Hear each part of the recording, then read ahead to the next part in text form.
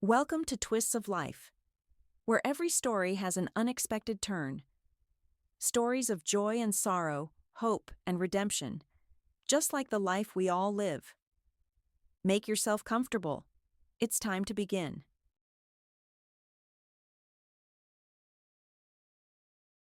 The day lived is left behind when you step across the threshold of the apartment. The door closes. Then the bunch of keys rattles, carelessly thrown onto the cabinet in the hallway.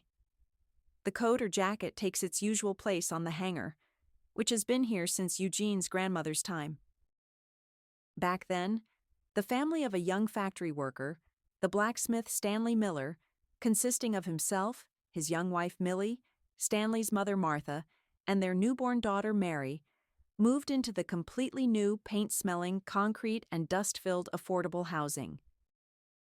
Grandpa Stanley and Grandma Millie have long been gone. Their daughter Mary has already managed to have 3 children and grow old in the same place, though it's almost the center of the small town. And the 3 living rooms were still impressive. The stairwell smelled of paint and was dusty, especially in autumn and spring. In summer it was stuffy and hot. In winter cold. Of the 3 rooms, Eugene was constantly only in one, where he had lived since he was very young. He preferred not to touch the other 2, his grandmother's bedroom and the living room. He didn't change the furniture and didn't renovate. He generally tried to keep the door to the other half of the apartment closed, not to go in there, not to listen to its strange sounds. Everything here reminded him of a carefree childhood and youth. His grandmother's room was the farthest. Eugene rarely went in there before either. Towards the end of her life, his grandmother completely lost her mind. It seemed she was afraid of war or a siege, which she herself hadn't lived through. But at the head of her bed, a TV box invariably stood, filled to the brim with reserves of grains, pasta, and sugar. On top, Grandma Millie always placed down pillows. She meticulously changed the pillowcases on them every week. Only after his grandmother's death did it turn out that she didn't guard the pillows out of simple cleanliness. When they were sorting through things and furniture, it turned out that Grandma Millie stored certain amounts of money in every cardigan, every mattress, and every duvet cover. It's a pity this wasn't discovered immediately. The first 500 rubles were found by the eldest, Ellie, when she shook out and gutted the old mattress. With this money, they gave his grandmother a decent burial and had some left for the memorial. That's what it means. She provided for herself. The large living room, the room in the center of the apartment, was previously a bedroom, a living room, and a dining room. Noisy companies gathered here, Grandpa's friends, Grandma's girlfriends, uncles and aunts, and then sisters' fiancés and husbands started appearing.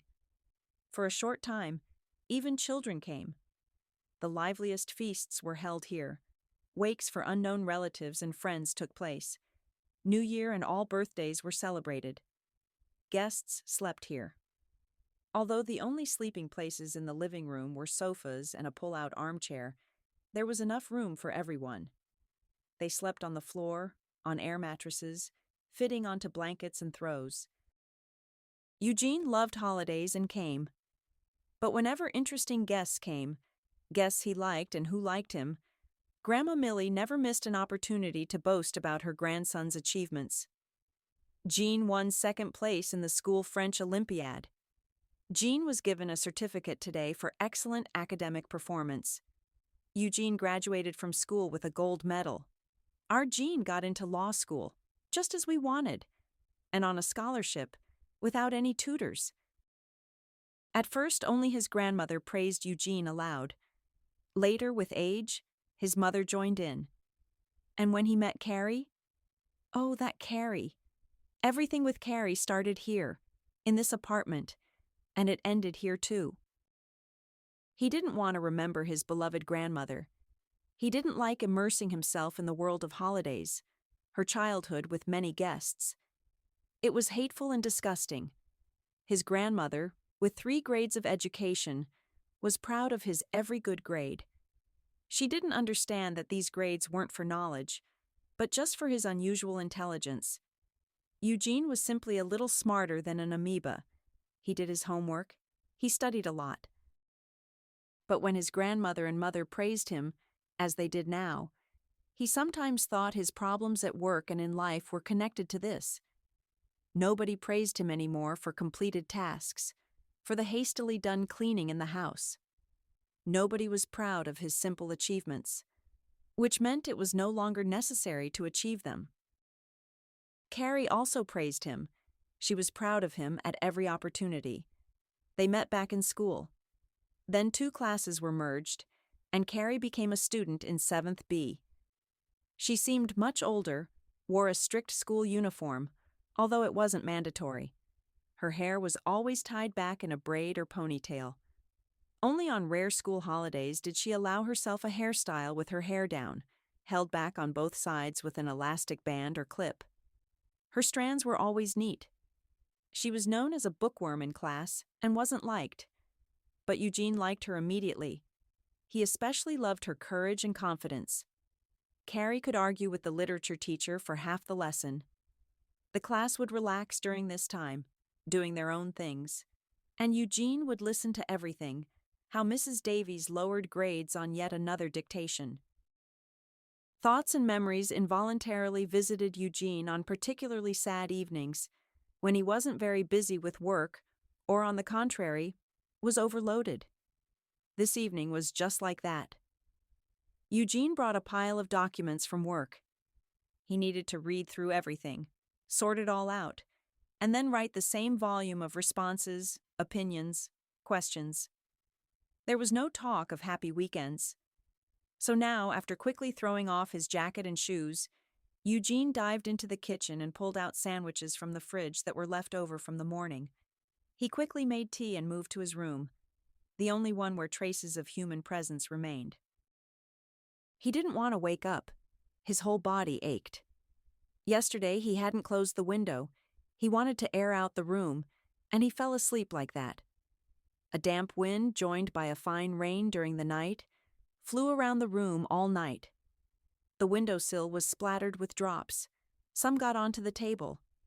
Eugene huddled under the blanket, then buried himself in the throw as well. He didn't want to sleep, and he didn't want to get up. As soon as you put your feet off the bed, the world would completely engulf you, inevitably.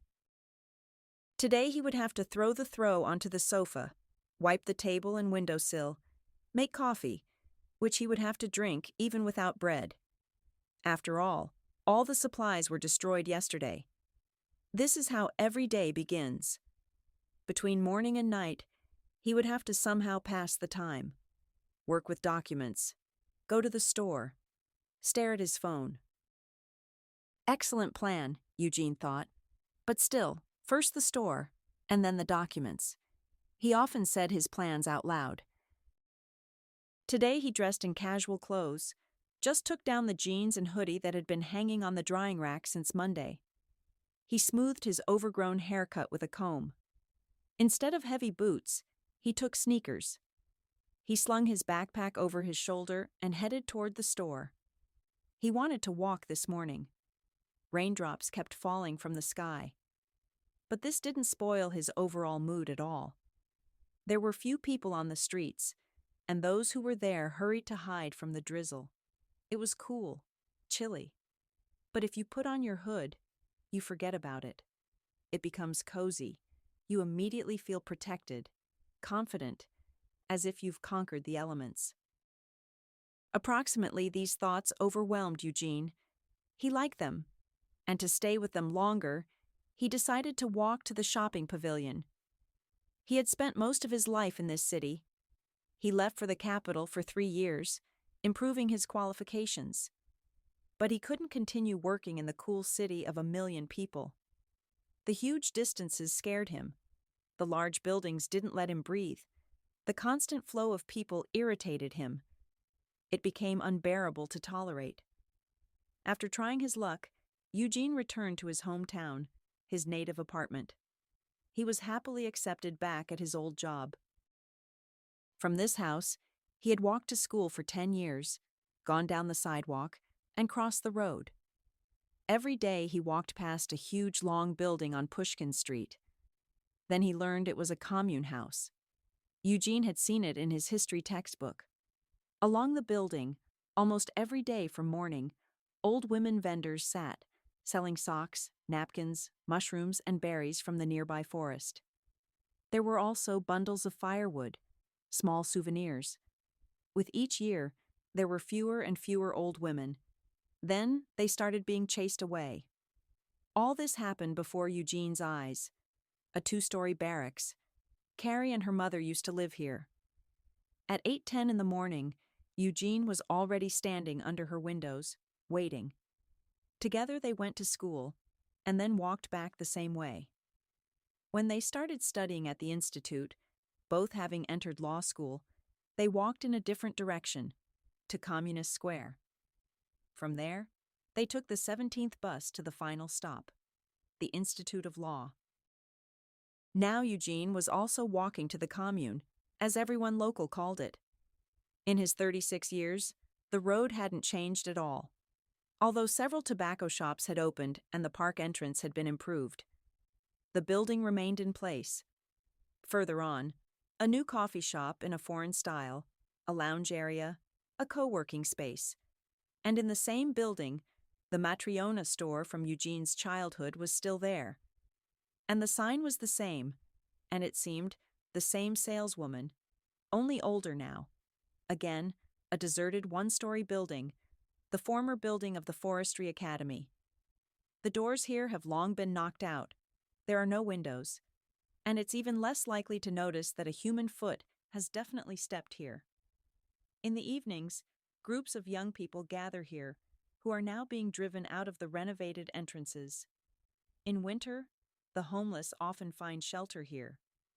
Many in the city know that the academy used to have its own bunker, and aspiring diggers or adventurers often look around the territory to get into the old shelters through the basement. Eugene had been here too. In 10th grade, he asked Carrie out on a date. Not to the abandoned building, of course, but to a cafe. He earned his first serious money then, and decided to spend every penny on his beloved. The fact that she was beloved was not in doubt, but he couldn't express it eloquently, passionately. Carrie always joked, saying they were too young to talk about love. And here was such an opportunity. Romance, a cafe. She took about 3 hours to get ready, no less. Eugene didn't know this. He went to pick her up at the appointed time. And before that, she had driven her mother crazy. What dress to wear? Or is it better to go in jeans and this top? Carrie chattered, trying on a short blue dress one moment, new school pants the next. You don't go on a date in pants, her mother grumbled, and you'll freeze in your top. You'll get kidney problems. It's not May outside. With great difficulty, Carrie found dark tights, put on a denim skirt and a fitted wool sweater. Her mother knitted it. The hair question was quickly resolved.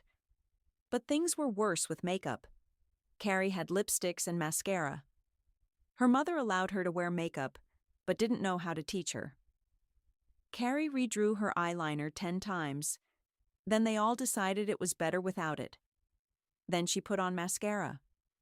Her eyelashes became unnaturally long and left marks on her eyelids when she blinked. Carrie washed off the mascara. Her lipstick was pale pink, matching her skin tone. She decided to stick with lipstick and foundation. The foundation was too orange, giving her an unhealthy look. None of it was right. Finally, the lipstick. She had to give that up too, because due to nervousness, Carrie literally licked it off her lips. To hell with this makeup. If you don't know how, don't bother, she whispered to herself and bent over the sink. She applied regular cream to her face so it wouldn't get chapped by the wind. You look simply charming today, Eugene whispered to her, putting his arm around her shoulders. Oh, you haven't seen me with makeup, Carrie, as always, joked. Eugene wanted to kill her for it. Why spoil it? He was trying to make everything beautiful, like in the movies, like all girls like. But that was just Carrie. They immediately ordered dessert, lingered over it for a long time, and drank tea. Carrie talked about her failed attempts to dress up, how she drew and washed off her eyeliner, how she licked her lips and thickly applied lipstick. Eugene listened and couldn't get enough. He wanted to say everything that had been hanging over Eugene like a heavy burden of unspoken words for so long. And so they came out, cheerful, happy, heading towards her house. The sky was already overcast, and rain was falling in large drops, gradually turning into either hail or snow. Expected for November in these latitudes, they almost ran across the square. The academy building had become empty quite recently, and only the most resourceful had already taken a liking to it. And the boys had knocked out the windows with slingshots. Overall, it was a perfect shelter in bad weather. "Let's stand under the roof," Eugene suggested, "at least until the hail stops." Carrie agreed. They stood in the doorway, watching large hailstones mixed with drops shatter on the asphalt. A heavy hailstone broke at Eugene's feet. He squeezed Carrie's hand harder and moved closer. This scene could easily inspire a poet or artist. Crumbling brick walls, an empty doorway against the backdrop of the rustling rain. A couple, a guy and a girl, looking at each other. She looks up from below. He leans towards her face. Just like that, without many words, soaked through, they were always together. "I love you, and I'm not going to let you go. And if you laugh again..." He took another breath. "Please, laugh. You can joke. I want you to hear this and always know it. I need you." He fell silent, either waiting for an answer or thinking about his words. "And I need you," Carrie said with a smile. But her eyes seemed to shine differently, not with a childish smirk, but with a too serious devotion, as if she had only been waiting for these words. And they didn't need loud speeches, beautiful dates, bright makeup, and ringing laughter. They just needed to be in the right place at the right time. Snow began to fall, mixing with the mud on the asphalt, but it didn't completely melt. By Carrie's house, the young people were already feeling the night frost. The wind changed sharply. Underfoot was an unclear mess, mud from the roadsides, growing snowdrifts, still unfrozen puddles. "Will you come in and warm up? I wouldn't mind some tea either," Eugene chuckled. "And everything will be. There will be tea, and pastries too, and there will be a timid, but such a long kiss. A cold bed with rough white linen. In the morning, it will become the coziest in the world. In the morning, you won't want to get up and remember that you're a school graduate, not a hero of a romance novel." All this would be, or rather, it was. Now it was. Eugene loves remembering that day and that year. A happy time, carefree. He dreamed that when he and Carrie graduated from school, they could live like a real family. They would definitely move in with him. He would study, and in the evenings, he would work part-time with his uncle. His uncle was an electrician and already took on small jobs. And then they would definitely get married. And how happy he, Eugene, would be when Carrie said she was pregnant. Quiet family happiness. "Naive fool," he often tells himself now. "What happiness for you? What did you do to be worthy of it?" But now he walks and involuntarily remembers that day, that kiss, those plans for life that will never come true. In place of the cafe is now that very shopping pavilion, proudly named Palmyra. Across the street is a children's hospital and some fast food joint inside a store with cheap clothes and cosmetics. And on the ground floor is a large supermarket. Eugene walked here automatically. He threw standard groceries into the basket: sausage, bread, kefir. After thinking, he took a bottle of cognac from the shelf. He didn't know yet if he would drink it, but his hand just reached for it. And he went back for cheese, a few apples, a pack of cookies, a lemon. He loaded everything into his backpack. The walk back no longer seemed so appealing. He got wet on the way here, and the air conditioning in the store chilled him. Now the hoodie wasn't cozy, but disgusting. He wanted to get home quickly. Eugene left the store, walking quickly towards home. He found himself on the academy side again. His sneakers stepped into a puddle, and he stopped for a second to shake them off. A knock. Strange, like hammering on a radiator from the inside. The sound repeated several times, sometimes louder, sometimes softer. He went inside the dilapidated building. Here the sound was clearly audible. They were hitting the radiators. But how could you guess where? For a moment, doubts overwhelmed Eugene. Should he go in there? To appease himself, he decided to check anyway. If it was a couple of questionable individuals, he would just go on his way. But what if someone was stuck? There was no one on the first floor. Eugene quickly reached the door to the basement. He turned on the flashlight on his phone. For some reason, he shouted, "Hello!" and immediately stopped himself. What kind of hello? You're not lost in the forest. And what should you shout in dark, abandoned basements? Probably, "Is anyone here?" What a silly thought. If they're knocking, it means someone is there. "Where are you?"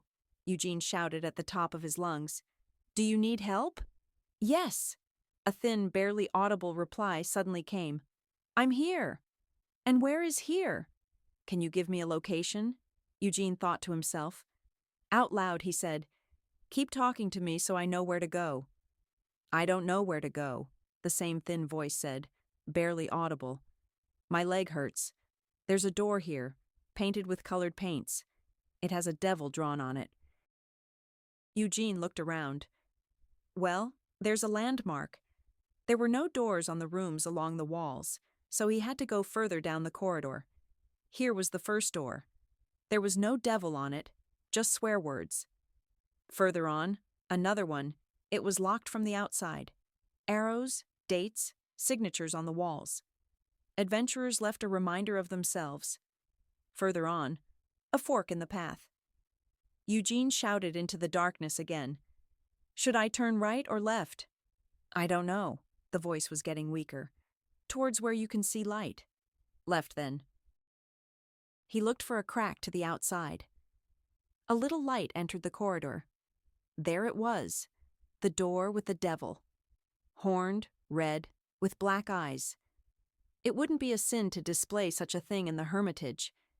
It was very canonical. The door was slightly ajar, so Eugene had to lean on it. The room behind the door was empty. There were some pipes along the walls. He looked closer. A figure was lying by the far wall, quite small. "Okay, I'm here. What happened?" Eugene said as cheerfully as possible. "I'm here, and my leg hurts. I fell off the pipe. There's a kitten sitting on the floor." He was just a child, a boy about 6 or 7 years old. Next to him was a backpack, a white shirt, a vest and pants. A schoolboy, Eugene thought. The child's foot was unnaturally twisted. You didn't need a fortune teller to see it, a fracture. There was nothing to think about. "How did you get here? What's your name?" "Stevie," the boy said. "I went after the kitten. He climbed in here, and I wanted to save him. They say homeless people live here, and I climbed after him, and he went onto the pipe. I wanted to get him down. He jumped. I fell, and my leg got stuck. It hurts now." The boy spoke quickly, disjointedly. His voice trembled. His face was tear-stained and very upset. "Hi, Stevie. I'm Uncle Eugene. I'll help you now. Let me carry you out of here. Your leg seems to be broken. We'll have to go to the hospital." The boy was scared. "Oh, Mom will be upset." Well, thought Eugene. He was thinking about his mother, about the kitten, but didn't react to his broken leg. "We'll call a doctor now, and he'll tell us if you need to go to the hospital or not. And I think Mom will just be happy that you're okay. Come on, come here." Eugene held out his hands to embrace the boy. Eugene carefully examined the broken leg, as gently, even as tenderly as possible. He instantly understood that the situation required immediate intervention. The child was clearly in pain. He was just holding back tears. But Eugene's nerves were starting to fray. He barely remembered first aid lessons. He knew that the injured limb shouldn't be disturbed. Just in case, he decided not to touch it at all, so as not to make it worse. He understood that he had to carry the boy out of here as quickly as possible. "Uncle Gene, please take the kitten. When I get out of the hospital, I'll definitely persuade Mom to keep him." The boy almost cried again, so Eugene quickly reassured him. "We'll find your kitten. Where did you see him?" "He's here. I don't think he ran away. I specifically closed the door a little so he wouldn't hide." Eugene looked around more carefully. On one of the pipes, the ill-fated kitten was indeed still sitting. Ginger, with floppy ears. He tucked in his paws, covered his tail. His eyes were full of pleasure. Eugene stood on one of the pipes and caught the kitten with a light movement. The kitten didn't resist, calmly went into his arms. "Put him in my backpack so he doesn't run away," the boy decided. Eugene hugged the child, holding him carefully, despite his weight. With each step upward, he felt a growing sense of responsibility, searching for something in this forgotten place. Just like that, with two backpacks on his shoulder, a cat and a boy, Eugene emerged into the daylight. From here, he decided not to call an ambulance, but to carry the boy directly to the hospital. It was faster on foot. After handing Stevie over to the doctors in the emergency room, Eugene left his phone number at the reception desk and was about to go home. The boy's mother had already been called. She immediately rushed to her son. Stevie obediently waited for her arrival on a couch right in the corridor. Nurses appeared near him from time to time. "Uncle Gene!" the boy shouted. Eugene approached and nodded. "Uncle Gene, just tell me where to pick up the kitten. When I get better, I'll come for him right away. My phone number's at the reception. Tell Mom to call me. And will you come visit me?" "If you want, I'll come." "You must come," Stevie said excitedly. "I'll name him Churchill." "Better Chubais," Eugene chuckled. But the child probably didn't understand his strange humor. In addition to work, this four-legged happiness had fallen upon him. Eugene loved animals. Before, when his mother and grandmother were still alive, there was a constant parade of cats, puppies, hamsters, and even pigeons in their house. They felt sorry for everyone, fed everyone. Eugene deliberately didn't get pets. He didn't have enough time to take care of them. And now he had one, Churchill. The kitten slept, ate, ran around. In the evening, Eugene sat at the table, buried in his laptop. The kitten curled up on his lap and purred. It suddenly felt so warm, so pleasant. Having calmed down and decided to tell Stevie how he was settling in, Eugene decided he should visit Stevie after all. Stevie had already been moved to a ward. He was half sitting on the bed, looking at a book. Besides him, there were 3 other boys there. One had parents sitting with him. Another had an elderly woman, probably his grandmother. Another boy was packing things. It looked like he was going home.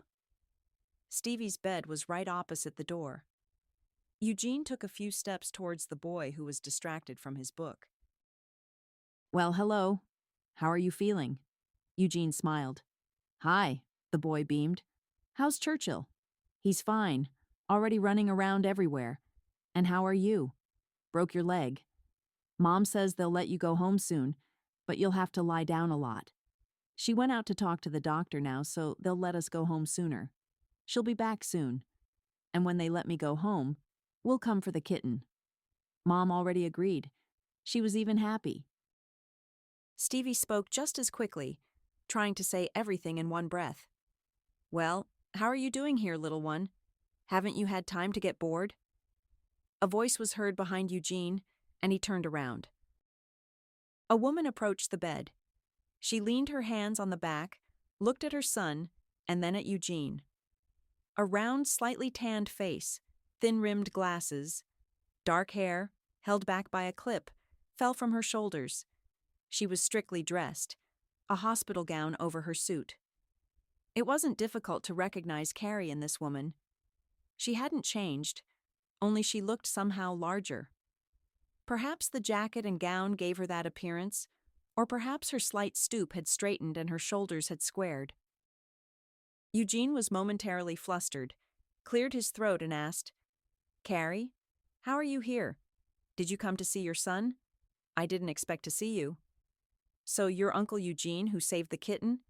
It turns out Eugene smirked. Carrie's tone seemed condescending, even friendly. "Mom, do you know Uncle Eugene?" Stevie watched what was happening with curiosity.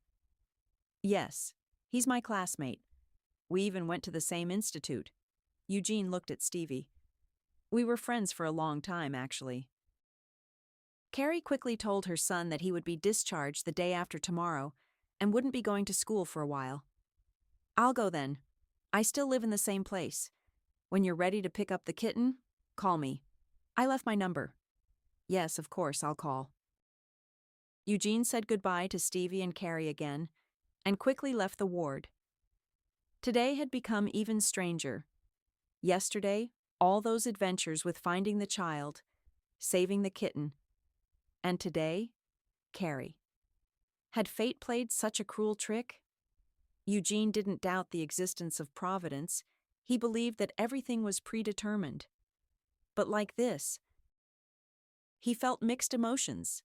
Happy to see Carrie, but at the same time sickened, because he realized he hadn't seen her in many years. He couldn't help but remember those happy times when they spent so much time together, laughing, doing silly things, and supporting each other. Eugene daydreamed on the way home, thinking the meeting would be the beginning of a new close connection between them. But at the same time, he understood that too much had changed, and perhaps it was impossible to return to what was before.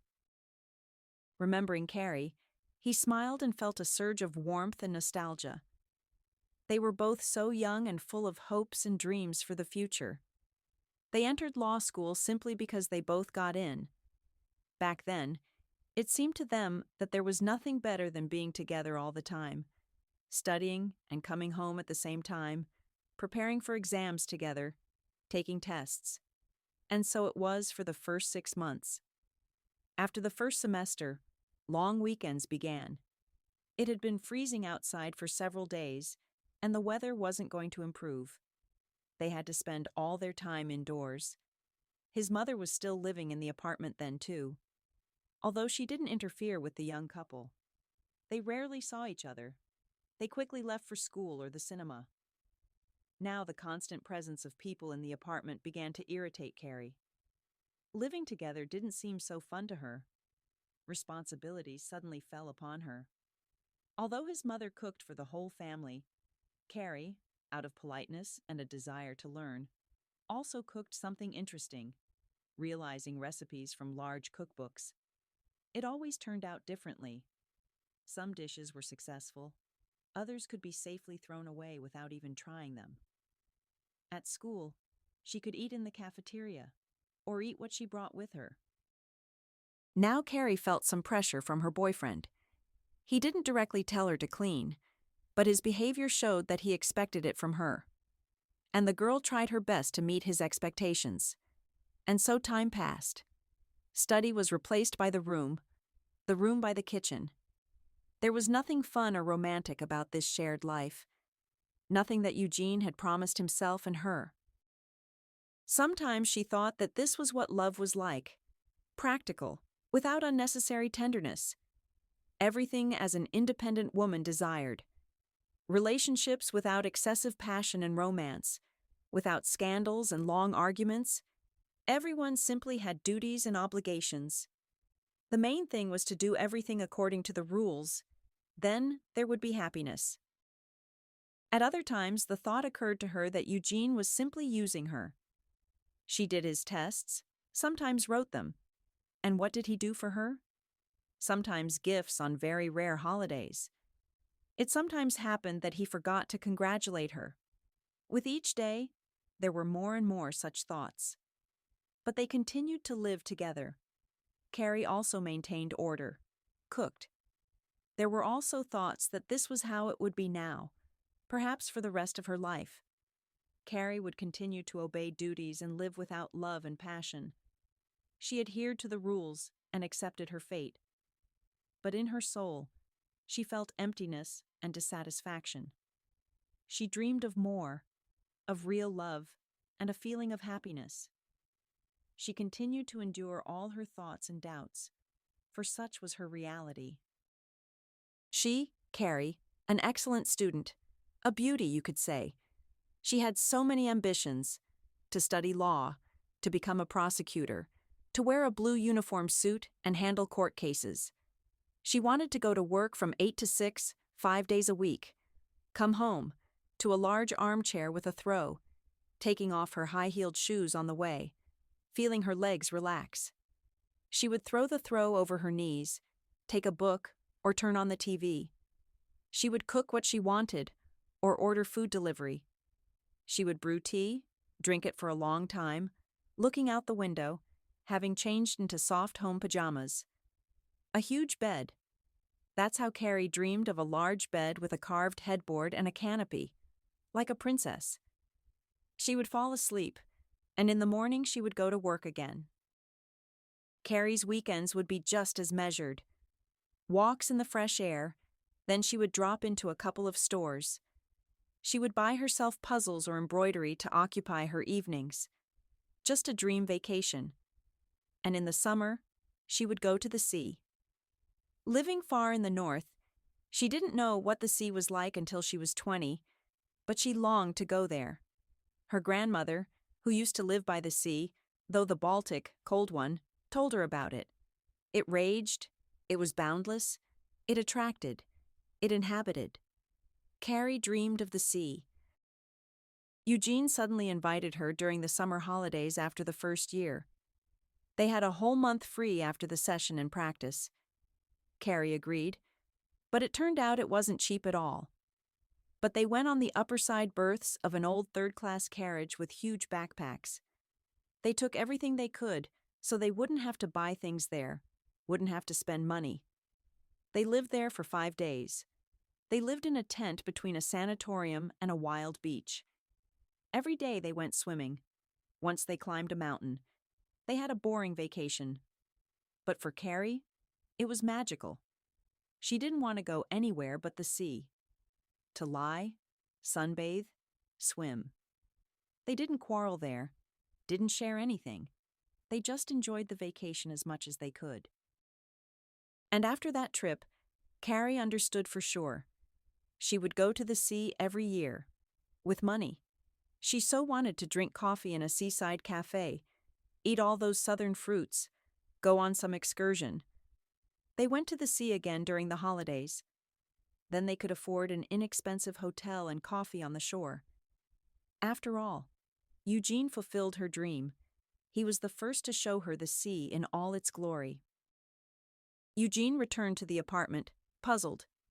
His old feelings didn't just stir. Maybe to Petersburg, or Moscow, or maybe to the south, to the sea? Something incredible had happened today. She was here. She had a son. He went to school here.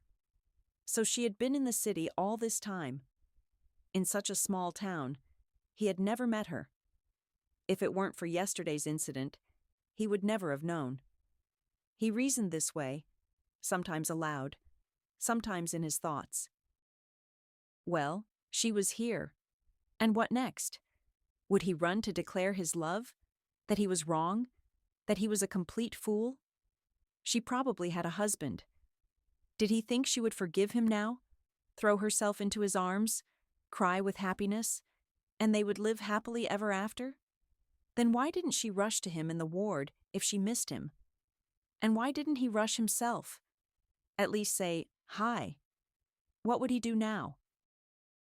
The doorbell pulled him out of his thoughts and reasoning. Eugene flinched. He put out and then threw away his cigarette. Could it be Carrie? Yes, she was standing on the doorstep with her umbrella open. So serious and businesslike. She didn't fit into the decor of this apartment. She was too young for it, too. Now she wore high-heeled boots. Before, her mother wouldn't allow it, so she wouldn't seem short next to her daughter. Now the black patent leather boots added another 10 centimeters to her height, lengthening her legs in narrow pants. A narrow-fitted burgundy trench coat gleamed with raindrops. A scarf. And she never used to wear hats, saying her face was too round and she looked like a mushroom. But now she had found a solution. An elegant beret. Eugene stared at her for an indecently long time. He didn't immediately remember that he needed to invite his guest into the apartment. "Will you come in?" he invited her with a gesture. "I came to thank you." Carrie stepped across the threshold of the apartment. Eugene saw a painfully familiar scene. Here she was, Carrie. As before, she first took off her trench coat, then her beret, shook off invisible dust, adjusted her pants, put down her bag. "I'm so glad you were there. Stevie is such a restless one," she paused. "He climbed into the basement, said he wanted to save the kitten." As if hearing he was being discussed, the ginger culprit darted out to the people. Carrie felt a little lighter.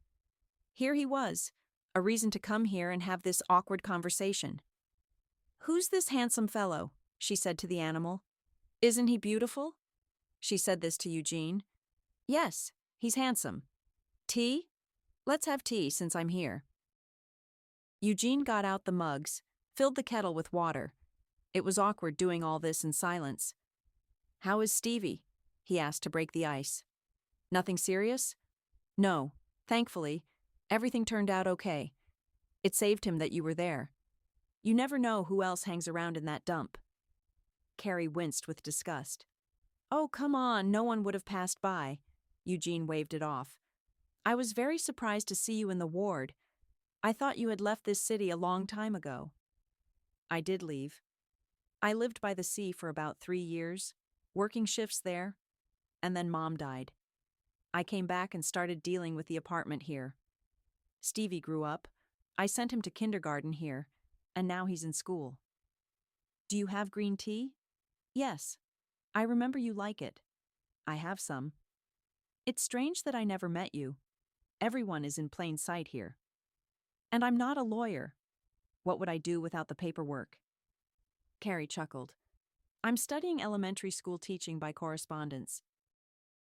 Back then, in the past, the young couple had moved out. They thought everything was ahead of them, that only days of boundless pleasure awaited them. They knew for sure that it wouldn't be like everyone else. The only mistake was that everyone thinks that, and everyone ends up the same way. "I want freedom," he said one day. "I can't stand looking at these walls anymore. Let's at least do some renovation." "All you want is entertainment. And what about me? Pay for everything, carry bags, and spend a ton of free time on it. I'm already working and studying too.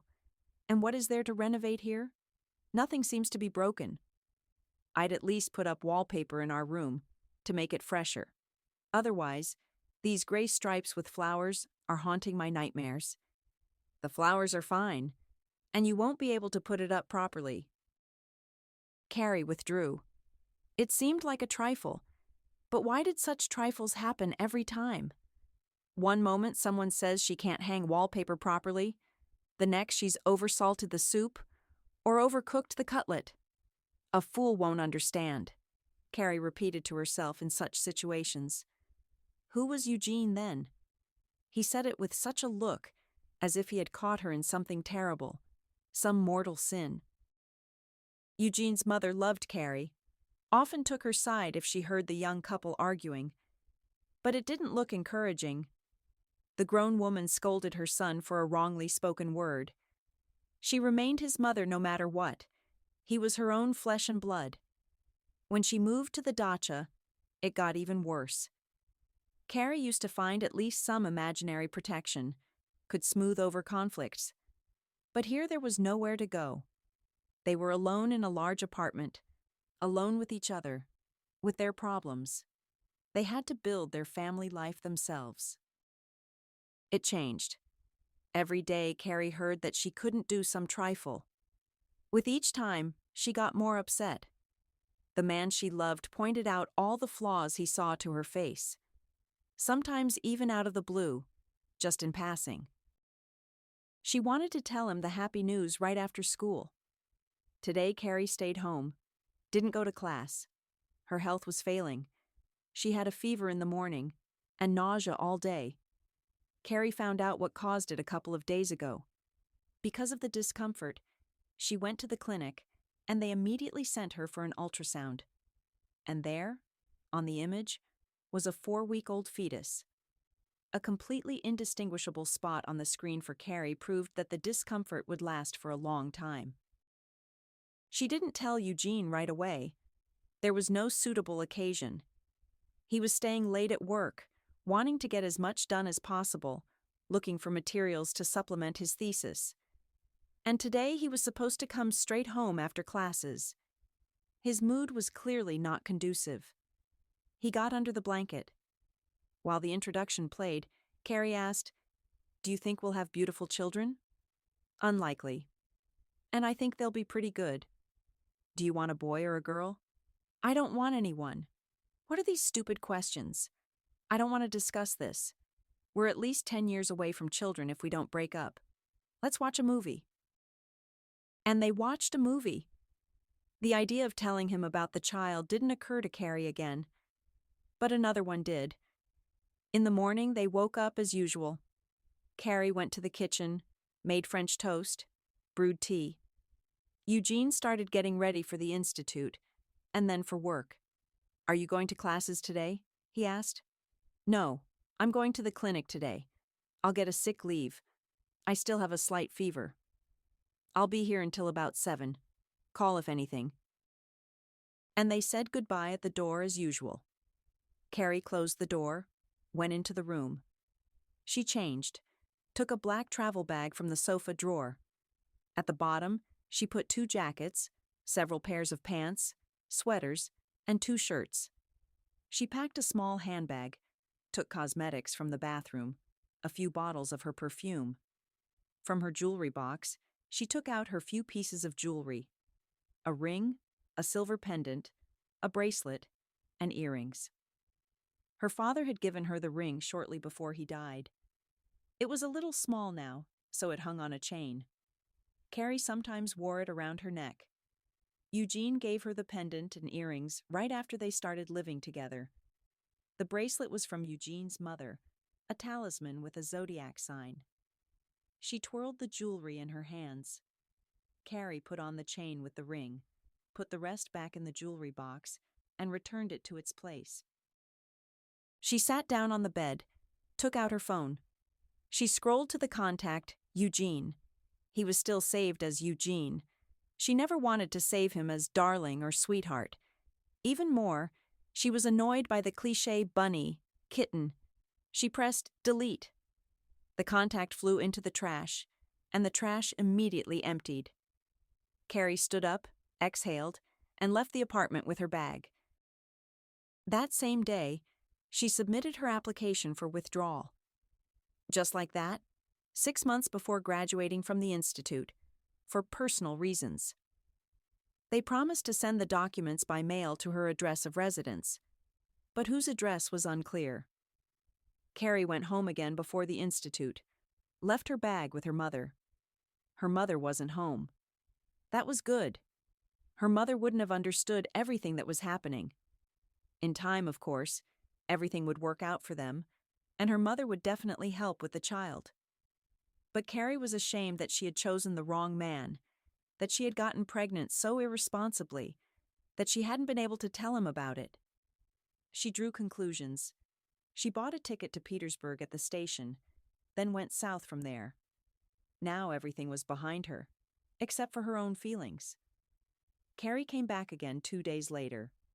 Eugene had already returned from work, fed the cat. And then suddenly the intercom rang. She was alone, worried. I came for the cat. They put the kitten in a carrier. She was about to leave. I wanted to thank you again for Stevie. You saved the most precious thing I have. Is there anything I can do for you? I already said. It's okay. But if you want, can I ask you a favor? Anything. Let's meet again on the weekend. Somewhere in a cafe or we can go for a walk. Eugene spoke with pauses, but confidently. Carrie pursed her lips, quickly turned away. Okay, we'll meet. I'll call. I need to see when I have time. Eugene locked the door behind her. It didn't feel easier, as he had expected. On the contrary, something inside felt heavier. A lump seemed to rise in his throat, making it hard to breathe. For several days, Eugene was not himself. He thought about what he would say to Carrie. At first, he knew for sure. He would ask why she left, why she didn't answer the phone, where she lived. But the closer the meeting got, the stronger the feeling became. What would this information give him? And then what? He would learn the reasons. But could he fix anything? And did he want to fix it? His thoughts became more and more confused. The clear plan for the meeting was lost against the backdrop of reflections and uncertainty. Finally, he decided, let fate decide. He just wanted to see Carrie again. You know, I didn't believe you would come until the last minute, he smiled when Carrie got out of the taxi. I promised, and I didn't really have any other plans. I wanted to invite you for a walk in the park, and then maybe go for dinner. There's a wonderful new cafe on the square. That's a good idea. The weather is just right for walks today. The last autumn days without gray skies and rain. It might even start soon. Eugene offered his arm, inviting Carrie to walk towards the park. The weather had indeed been good for a couple of days. No rain, sometimes a bright but already cold sun peeked out. Leaden clouds sometimes covered it, sometimes disappeared completely.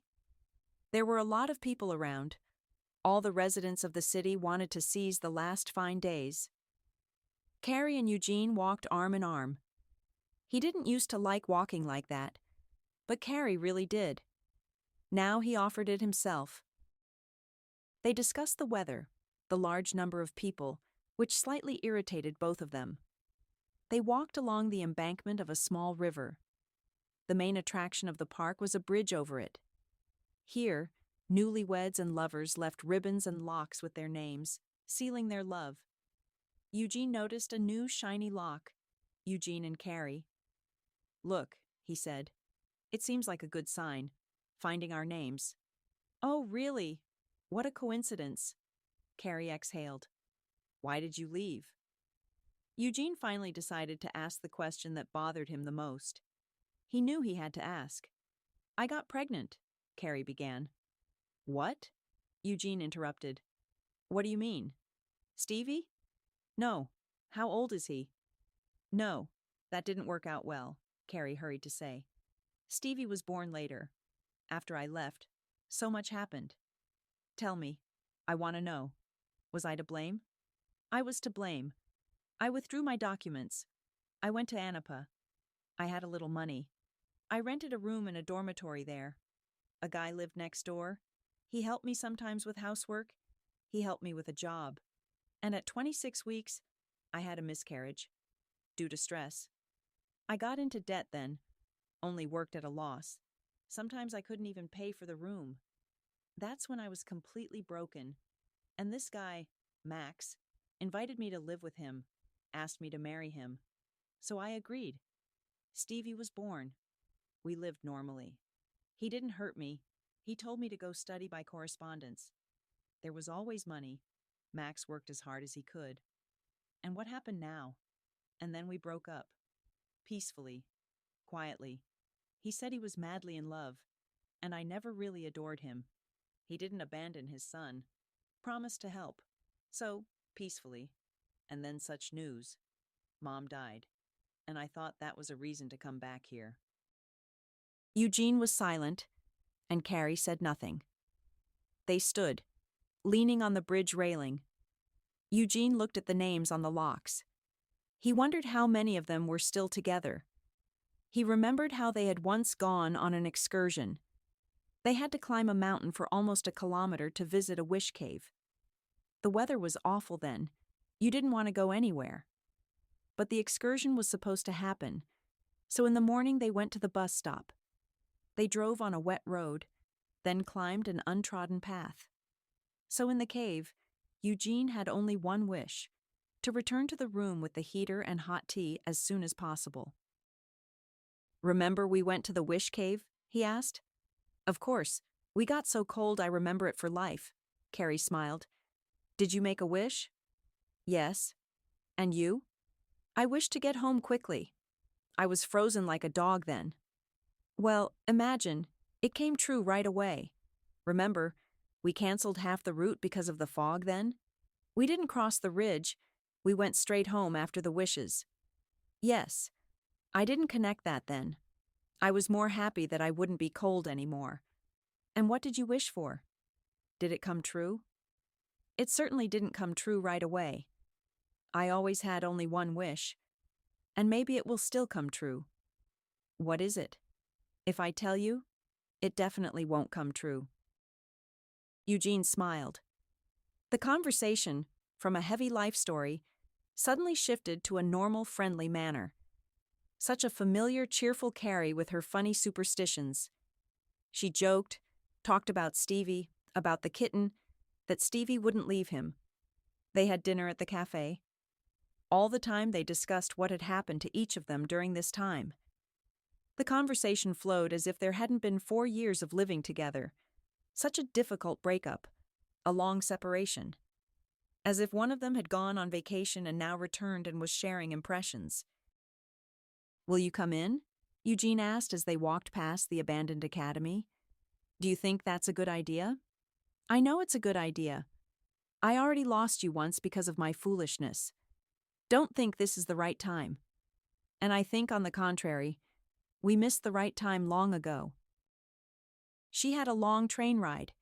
She had very little money with her, all that she had managed to earn. The direction wasn't very clear. Before, she had only been to southern cities as a tourist, and St. Petersburg was something incomprehensibly mysterious to her. She had thought before about what she would do if she had to live in such a large city. The first horror seemed to be the distances. In the city she was leaving, you could cover the longest bus route in an hour and a half. The thought that you could commute to work for an hour on the fastest transport didn't fit into her head. The second horror was the number of people. She would get a job, and there would be a 25-story building and 100 people on each floor. How could she remember everyone? The mysterious crisscrossed courtyards, noisy avenues scared her. No, Carrie definitely didn't want to go to the capital. That hustle and bustle didn't attract her. But she liked the summer excitement of the Primorye coast. There were also many people there, but they all seemed very simple, like her own kind, as if everyone knew you by name, about to come up and say hello. Life always reigned there. There were always people there, one group replacing another. Carrie was going to that very coast. She arrived early in the morning. She immediately went to look for housing. There was an advertisement on an old dilapidated building. Room for rent. This building was built back in Soviet times for specialists of some factory. Carrie even participated in the construction from the factory. No one ever got the apartments, but the former workers remained after the collapse of the Union, each with their own small room. The building was corridor type. On both sides of the entrance were doors to apartments. Some were one-room apartments. Those people were lucky. They got a ready-made apartment as property. Carrie had a standard 2-room apartment, but each room had its own owner. The kitchen and bathroom were shared. There were also 3- and 4-room apartments. The system was the same there. Living in a 2-room apartment was quite convenient.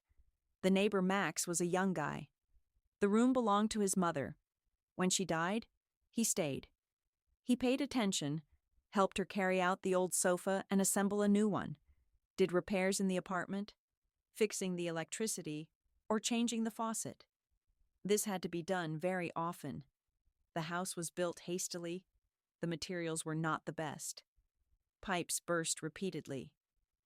One New Year, Carrie and Max celebrated in jackets and by candlelight. Not because it was romantic, but because the power was also out in the whole area due to an accident. Carrie moved in and slowly began to settle into the small room. The landlady, a very kind soul, left the girl all the appliances, old towels, and even a set of new bedding, and Carrie started living alone, for the first time in her life, without anyone's help. She wanted to get a job, but when they learned about her condition, they politely refused. She took a temporary part-time job as a salesperson. The work was hard, the pay was low, but it was paid on time, and it was enough for her. The only thing that scared her was the thought of the upcoming birth. No one would give her maternity leave. She would have to wait for the minimum subsistence allowance, that allowance. With each day, this thought became clearer in Carrie's mind. That day she came home from work particularly exhausted. She had been carrying boxes from the warehouse, running up and down the stairs. Without changing, she collapsed onto the bed. She wanted to close her eyes and pass out right away. But she felt a strong heaviness in her lower abdomen. Everything was aching and throbbing. She was very thirsty. Carrie tried to get up, to go to the kitchen for water, but the movement suddenly brought sharp pain throughout her body. She got to her feet, opened the door, and took a step into the common corridor. Max caught her by the arms halfway to the kitchen. She hadn't even noticed that she was screaming in pain. He was the one who called the ambulance. He was the one who met her from the hospital and was by her side every day, saying that what had happened wasn't a death sentence, that she needed to live on. And she did. Not together with him, but just nearby. Max stayed overnight more and more often, and then they even combined their apartments. So many things happened during that time, good and bad. Carrie bounced between part-time jobs, sometimes as a salesperson, sometimes as an administrator in a cafe. Carrie perceived the news of her pregnancy as a miracle. Although no one spoke about the traumatic consequences, the thought that she might not be able to give birth again sometimes crossed Carrie's mind. Stevie was born a strong boy. As soon as he learned to talk, he reasoned like an adult. He calmly accepted the news that Mom and Dad wouldn't live together. He only asked Max, "You'll still love me, won't you? Maybe even more? And I'll take you for holidays." She was in this apartment again. Everything here was as it used to be, just as she remembered it. But something had changed nonetheless. Outwardly, it was imperceptible, but stepping across the threshold, she immediately felt it had become empty here. Too much free space. Everything felt so uninhabited. There was no human warmth in this apartment. A dark corridor, the kitchen just as dark a room. The windows here always blocked the light. The light that Eugene turned on here every evening was a pathetic imitation, a parody of the sun. And then she came. She stepped onto this floor again, and it was as if circles of warmth and sunlight spread from her. The hanger where her coat hung was illuminated, the shelf where her boots stood. She walked down the corridor, and a train followed her, as if a sunbeam followed her everywhere. Eugene let her go first, and fell under these almost magical charms himself. He was captivated by how she managed to fill these stuffy corners with air, how she managed to touch things and immediately fill them with life. She picked up a cup of tea, and its aroma spread throughout the kitchen, as if she was dispersing it with her breath. Her cup clinked against the saucer, but she continued to hold the thin handle. Eugene touched her fingers with the back of his hand, took her hand, brought it to his lips. She smelled of something sweet, cream, probably, and she also smelled of cold, steam from the tea, the fading autumn. She was so beautiful now. The abandoned apartment had become so bright. Carrie went into the room, walked to the table, and leaned her palms on it. She looked out the window, thinking about something. Outside it was getting dark. The wind was cold. Rain had started. And behind her was Eugene. He quietly came up close and put his arms around her shoulders. So quietly, as if afraid to startle her, or trying to remember every second of this. Before she turned around, he managed to say, "I'm sorry." In the morning she left. She had her own home, a child to take care of, a job, and now a cat too. Now no one held anyone back. No one begged them to stay for long. They didn't linger in bed, putting off the last morning minutes. He didn't ask when they could meet again, if a meeting was even possible. He walked her to the door, put her in a taxi. He himself needed to gather his thoughts, finish the work left for the weekend. How tired he was of this aching feeling of uniformity in the apartment. After she left, everything became dark again. On her things, some of the scent of her hands still remained, and it seemed, particles of the light that had streamed after her yesterday. But the rest was just as gloomy and empty. A cold, empty apartment. Eugene opened a real estate website, called an agency. "I want to sell my apartment. 3 rooms, central location, 72 meters. The building is old, but not for demolition. No renovation. I want to sell it as soon as possible." The girl on the other end of the line said something about a discount, about how the apartment could be sold faster by paying for promotion. They agreed on noon. An agent came with a couple of other people. They wrote something in notebooks, then on their phones. They signed documents, took an advance payment for the work, and left. And Eugene himself couldn't believe he was doing this. But he knew, if he hesitated now, he might miss everything again. A family was found in 2 weeks. They came to view the apartment, asked why there was such a discount, why they were selling urgently, and convinced that the building wasn't falling apart, they agreed to buy it. He called Carrie the next day and arranged to meet in the evening at the same cafe. "Please come. There might not be another chance." Only later did he think that he might have seriously scared her with those words. Who knew what she would think? But on the other hand, he had said it right. There might not be another chance. He worried for nothing. Carrie didn't look alarmed by his state, but she came to the meeting. "I'm selling the apartment. I want to move away from here, maybe to the south." "You decided so quickly? Why suddenly?" "So I don't change my mind.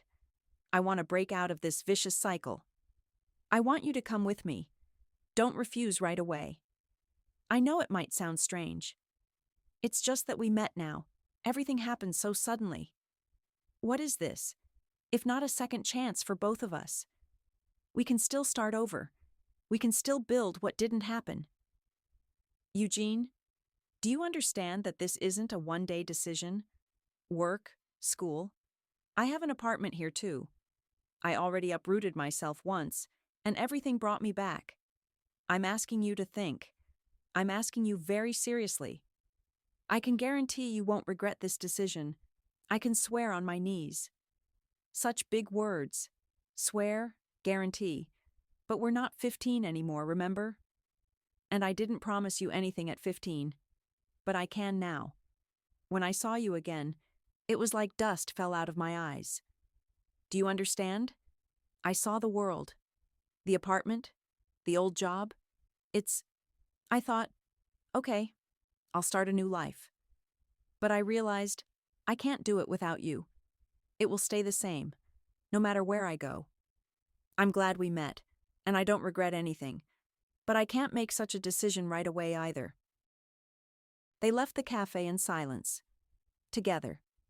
They agreed that Carrie would think everything over and call when she decided. She's gently turned me down, he thought.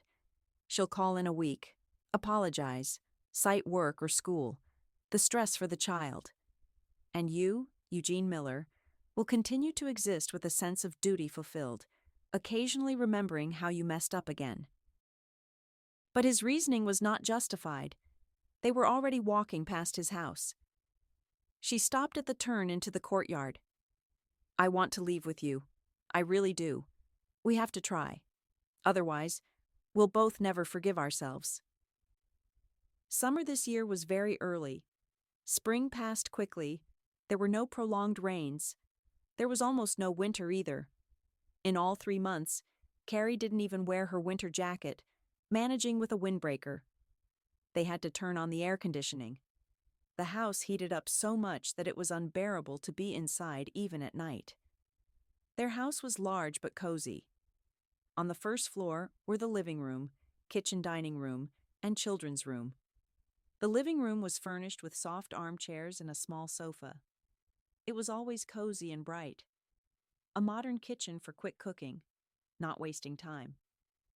In the dining room, the walls were paneled with wood, and the windows opened directly onto the terrace. The terrace was good for relaxing in spring or early autumn. It was a bit hot here in summer, but comfortable at night. This was their family's favorite place. Eugene worked here in the evenings. Carrie would come to him if he stayed up late. She would sit next to him on the small sofa. From the terrace, you could see the clearing near the house, the nearest forest. Their house was on a hill. The streetlights below allowed them to see a piece of the sea. They didn't go to the sea here. It was for tourists. From April to November, everything was crowded here. The bay was always dirty. They drove about 50 kilometers from the house to a guest house. They rested there not only from work and household chores, but also from tourists and neighbors. Eugene took 2 days off. They decided to spend the weekend on vacation. Eugene knew a beach where there were rarely any tourists, but the sea was shallow, without sharp drops. The water was clean. Stevie was always happy about joint trips for vacation. He stayed in the sea longer than he should have. And upon returning from the beach, Eugene would buy him ice cream or cotton candy. They walked in the coastal parks, along the embankments. In the evening, they went to the local markets. Now he and Carrie were lying on towels. Stevie was splashing near the shore. I wish to spend the rest of my life with you, Carrie suddenly said, every year and for every birthday. And why did you decide to tell me now? Eugene smiled slightly. It came true. I can now.